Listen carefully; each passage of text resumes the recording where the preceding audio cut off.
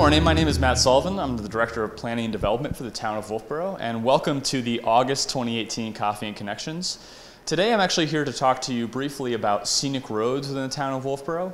Scenic roads are a critical component of our community, and particularly they define many of the more rural and scenic sections of our town.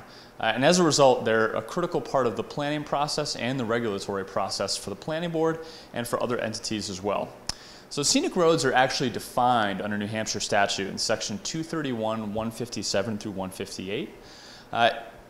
They can be any type of road other than a class 1 or class 2 highway. And class 1 or 2 highways are really the turnpikes and highways that we think about within the state. Our regular town roads, which are class 5 roads, those could be designated as scenic. Class 6 roads, which are non-maintained town roads, can also be designated as scenic. So really, any road can be a scenic road that you see within the town of Wolfeboro. And I'll get to what roads those are in just a little bit here. If it is a scenic road, it actually has some very specific requirements when it comes to maintenance of the road. So in the event that cutting or removal of stone walls has to happen along a road that's been designated scenic, the applicant actually has to get approval from the planning board in order to do that. And again, that includes any repair, maintenance, road reconstruction work, anything of that sort has to go through the planning board approval process. Additionally, if there's any utility maintenance that needs to be done, perhaps from the municipal electric department or the public works department, any such activity has to go through the review process with the planning board. So there's actually a protection along the corridor that's designated as scenic. Now, it also includes any damage or removal of trees that are at least 15 inches in circumference. So anything that has to do with cutting of those trees, again, has to go through the planning board review process. I mentioned just a second ago that stone wall removal is also considered, stone walls are considered a scenic element of many of these roads, and as a result, any modifications to those stone walls, particularly the removal of stone walls, has to go through that review process. So it's sort of an interesting designation. So the first question is, how does a road actually get designated as scenic? There is a process that it has to go through. There are really two ways that it happens. Either there's a petition signed by just 10 voters within the community, or there's a petition signed by 10 landowners that directly abut the road. And that's really, those may sound the same, but one has to do with a road that actually crosses into multiple communities. There's actually two options to actually get it designated. The petitioners have to provide that petition to the town clerk with all of the names or property addresses of the people abutting the road. And then within 10 days of the town clerk receiving that petition, all the property owners have to be notified that a scenic road petition has been submitted and that that petition will appear on the warrant at the following town meeting in March. So that's sort of the general process. Now, there is a specific New Hampshire state law that allows the selectmen to actually insert this into the warrant themselves without petition. Typically that's not, well, not typically, but in some cases we don't see that. It's really a mix of both options. So either the selectmen submitting or the petitioners themselves. Now, when it comes to actually doing that maintenance or road work that I talked about before that has to go to the planning board, there's a very specific noticing and public hearing requirement.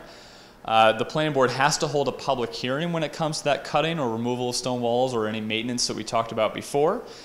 Now, there's a specific noticing requirement that's a little bit different than a regular planning board case or something similar.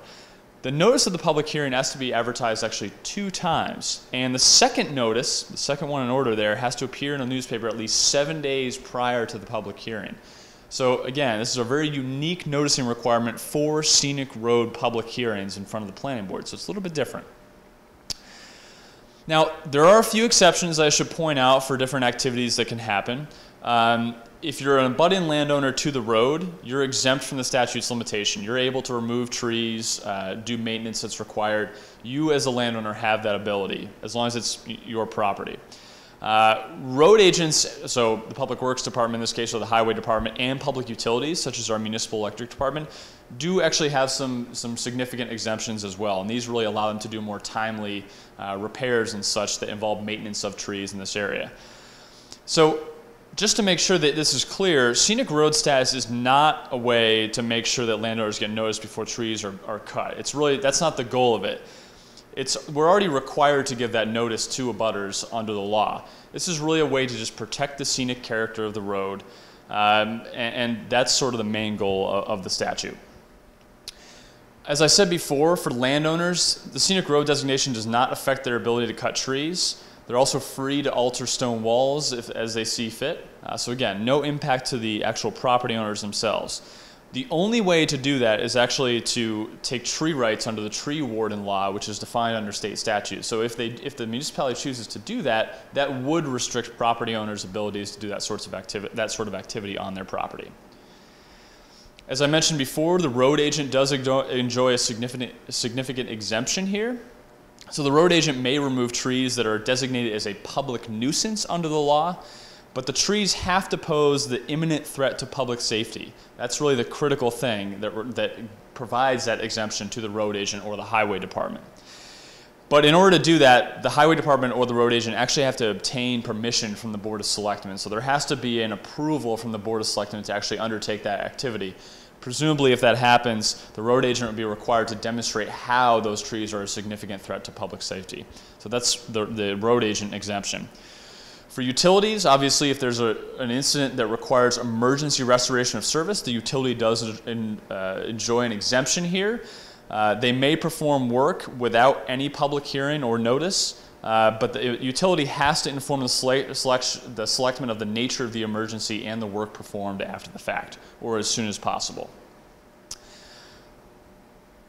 Now, each municipality is required to maintain a list of all of the roads that have been designated scenic. Now, in Wolfeboro, we have a few roads and portions of road that have been designated. I'll go through those in just a second.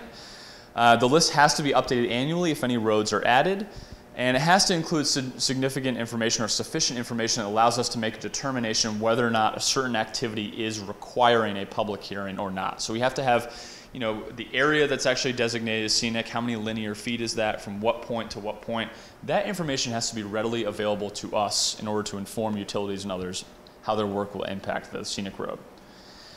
Now in Wolfeboro, we have these scenic roads: Avery Road, Cotton Mountain Road, Pleasant Valley Road, Trask Mountain Road, Bickford Road, Cotton Valley Road, Pork Hill Road, Dallas Road, Chick Road, Haynes Hill Road, Sewell Road, Cowper Road, North Wolfeboro Road, Stoneham Road, and Stoddard Road.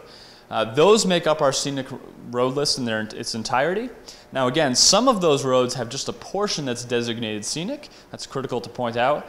If you have any specific questions about these scenic roads that I'm identifying here, please feel free to call the Planning and Development Office at 569-5970. We're happy to provide any specific information that I mentioned before, including how many linear feet, from what location to what location.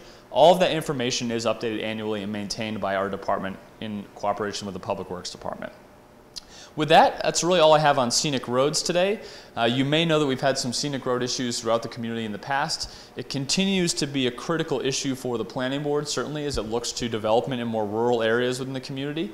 During the update of our master plan process right now, we have committees that are actually discussing this issue again and whether or not we should have additional protections or whether or not we need to identify additional areas or roads as part of the scenic road process. That discussion is ongoing right now.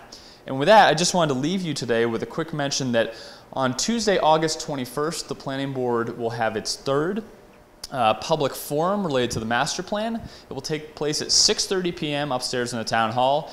It will be a sort of round table or circuit format where you'll have an opportunity to hear from each committee, hear about their purpose statements within their chapters. Additionally, you'll hear about their goals and potentially some of their recommendations. And really, it's just a great opportunity to find out what's been going on for the past 5 or so months since these committees have been meeting. Again, my name is Matt Sullivan. I'm the Director of Planning and Development, and thank you for joining me on the August Coffee and Connections. Thanks so much.